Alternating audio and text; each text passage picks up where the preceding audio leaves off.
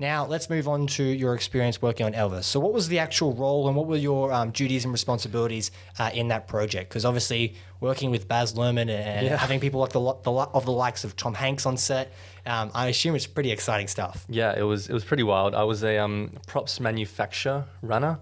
So basically, it's kind of like a subsection of the art department. When you work on a big feature, and for Elvis, we were split up into lots of different kind of subcategories amongst art. So you have your art department itself, which is the big one. Mm-hmm. Then you have set decorating, which is set dec, props, and props manufacture, which is what I was. And then you have the greens who kind of dress, all the landscaping of, the sets outdoors and whatnot.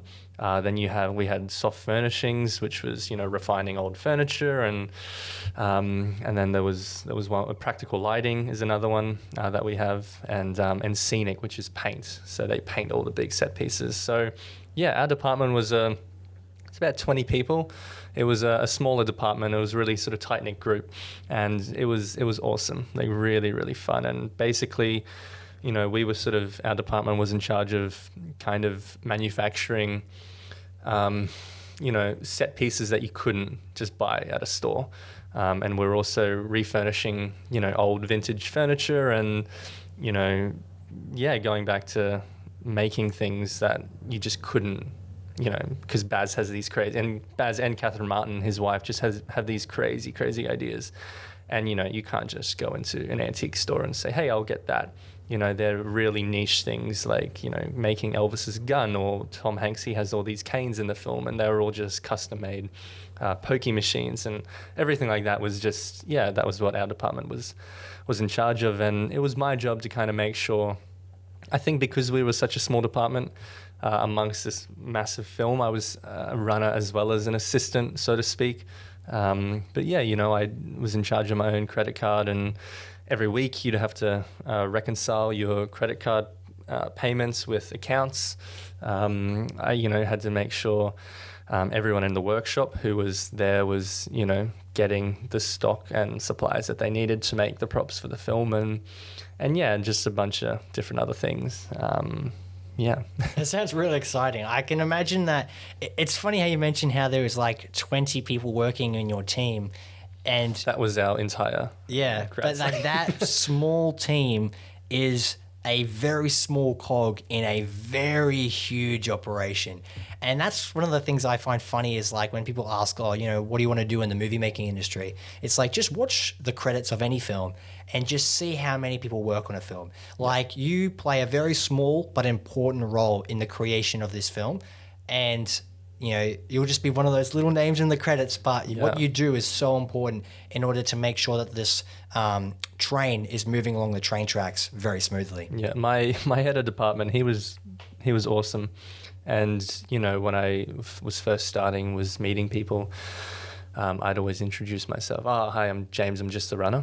And he sort of pulled me aside and he said, hey, don't stop saying you're just the runner. He said, without runners, he said, people in our workshop don't get supplies to make the props. In turn, there's no props for the film. Baz can't make his film. And I said, hey, don't put that pressure on me. I don't like that kind of pressure.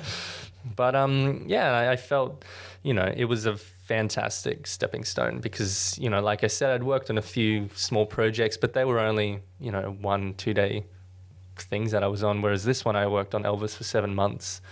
And It was down at the Gold Coast that it was being filmed, right? Yeah, at the Village Roadshow Studios. The whole film was done there. There are only a few external locations that they shot at for some of the sets, but besides that, everything was shot at the studios, which I think is great for Australia and local businesses around the area and whatnot. And the great thing about Baz as well is that he really pushed for this film to be made in Australia. I mean, all his films are made in Australia, but it's purely because he just wants to create local jobs.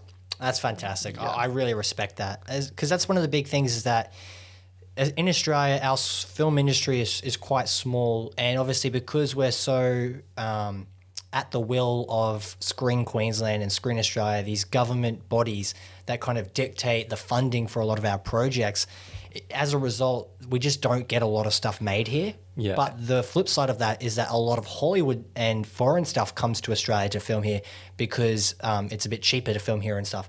And obviously we have the facilities and you know the crew and stuff. So it's one of those tricky things of like, you know, obviously here in Australia, we'd love to be making great content and competing on the same level as, you know, the UK and the US, but we just don't have the budget for it. In saying that, Baz Luhrmann doing that, I think is really admirable, and I appreciate him doing that. Yeah, I think you're right. I mean, with a teacher changing a student film, it's obviously a much smaller scale, but I think you're right. It's still the same kind of principle that applies to when you step onto the bigger features, and even series, or it could be anything. But, you know, I mean, it happened on Elvis as well. I mean, Baz's first script that he wrote, the Warner Brothers said no to. Oh, really? Okay. Yeah, because it was too big. It was too glamorous. It was too much money. It was too many sets, and it was just too much for Warner Brothers. But what we ended up shooting ended up being the first script. So, oh, really? So I guess interesting. He got his own way in the end, which, you know, you don't say no to Baz. Yeah. And you know, it's odd because it's such an American film. I mean, Elvis is this American icon, and, you know, the whole story is kind of a reflection on America. So it's very odd that it's kind of filmed in Australia. But yeah, it's also really great. When you're watching the movie, you'll never know. Yeah, exactly. And, you know, some of the sets that you know, look at the monitor and see, just, you know, it's so odd that, oh, that was just filmed on Soundstage 9 or whatever. You know, it's a very surreal experience. Yeah, it's pretty exciting. Because you had met Baz Luhrmann before your experience on Elvis. So what was it like having met him previously to then be on the same set working with him? Because I assume you would have interacted with him briefly whilst you were working on the project, correct? Yeah, a few times, like very, very briefly. So what was it like seeing him in action and watching that sort of process unfold? He's a psychopath. He's in a good way. You know, I think I really, really admire Baz Luhrmann, but I think, you know, keeping it, they say never meet your heroes. And I think, you know, never work with your heroes. So the brief encounters that I had with him were enough, I think, for me to still respect him. That's fair. But no, he's, I think, you know, when you watch his films, to me anyway, like Romeo and Juliet and even Moulin Rouge, to me they feel like kind of experimental pieces. I feel like Baz, maybe, you know, he was still figuring out his style of being wacky and crazy. Whereas Gatsby, I think he knew exactly what he was doing.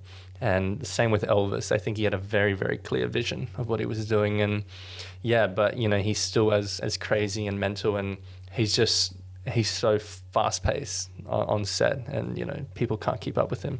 And yeah, his demands are just insane. So I'll say, when you get to a position like that, you definitely need to make sure that you're got a plan in action and that you're fulfilling every step of the way so that you can quickly and efficiently move throughout the process, because so many people can take their time and then before you know it, the time is gone. And that's when you get into trouble, because then you haven't got what you need done, and then that just makes the post-production phase so much more complicated. So yeah.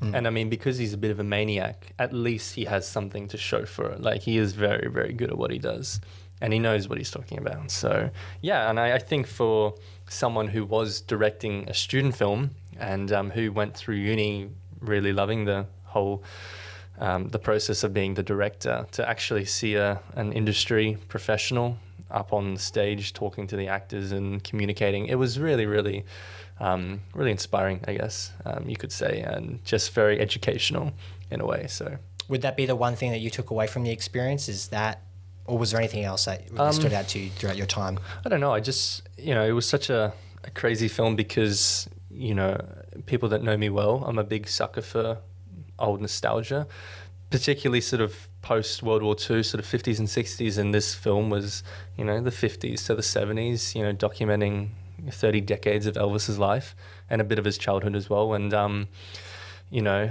I'm a fan of Baz, which was another plus. And I'd also been a fan of Elvis himself. So I think just the whole experience, and every day was kind of pinch yourself moment for me, you know, walking on these just magnificent sets. I mean, it's everything you could imagine a Baz Elvis film would be. It's this massive fever dream. That's so sick. I'm so happy for you, man. Do we have a release date for this film yet? think it's June next year. So June next year. I'm super excited for it because I'm not super familiar with Elvis and his backstory and the steps he had to take in order to get to one of the most famous musicians on the planet. So with the likes of the Queen movie that came out recently and the Elton John one, we've had a lot of really cool musical biopics on these great musicians. So to add this to the list, I'm very excited and I'm really looking forward to seeing how it all unfolds. So. Yeah, I think it's kind of, Elvis has had biopics made about him, I think he said 3 already, but I think this film is the sort of definitive version or depiction of... Yeah, the big budget one. Yeah, and I think, it's a Baz film. It's you're either going to love it or hate it. I don't think there's sort of an in-between. But yeah, it's very, very different to what people will think. I can't say too much because Warner Brothers will come chasing me. I'm excited to see how the main actor that's playing Elvis, what's his name again? I've forgotten. Austin Butler. Yeah, I'm really excited to see how he does it. He's so good. Yeah, we've seen a bit of footage of him, and he's just because Elvis fantastic. is one of those strange people where you get a lot of Elvis impersonators, and a lot of people like to pretend to be Elvis, especially like in Las Vegas and whatnot. Yeah. So to see, I can imagine that casting process would have been fascinating. To find the right person. But I'll say I'm really looking forward to that, and I can't wait until next year when all the Elvis songs become. Me too. Yeah. Come back into the zeitgeist and start hearing them on the radio and on the top charts. So That's it.